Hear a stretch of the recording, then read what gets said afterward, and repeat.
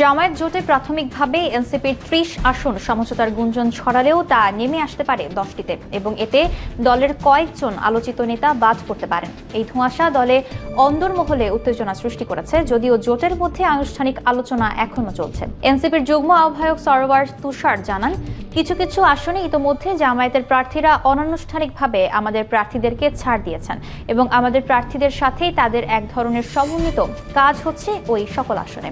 যেহেতু অনানুষ্ঠানিক সমঝোতা কিছুদিনের মধ্যে হয়ে যাবে, তখন আমার ধারণা জোটের সকল শরিক একসাথে এক মার্কার জন্য প্রচারণা চালাবে। তখন এই বিভ্রান্তি বা এই প্রশ্ন কেটে যাবে।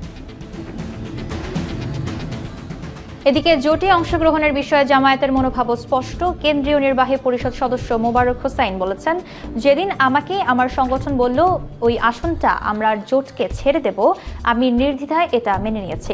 আমরা যাকে প্রার্থী করেছি তার মনোনয়নপত্র বাছাইয়ে আমি গিয়েছি এবং ওনাকে আমি সহযোগিতা করব। তবে জামায়াত চায় জনভিত্তি এবং জনপ্রিয়তা আছে এমন প্রার্থীদেরই চূড়ান্ত তালিকায় রাখতে।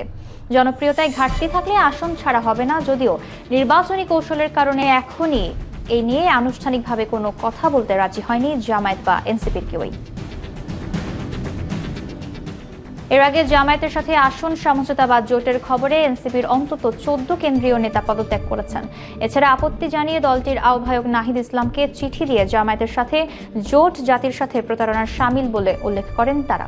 পদত্যাগকারী নেতারাও অভিযোগ করেছেন, আসন্ন নির্বাচনে এনসিপি পূর্ণ রাজনৈতিক দলগুলোর সঙ্গে আপোষে গেছে, যেখানে আপোষের শর্তগুলো আত্মমর্যাদাহানিকর। তবে প্রায় 170 নেতা এই জোটের পক্ষে সমর্থন জানিয়েছেন।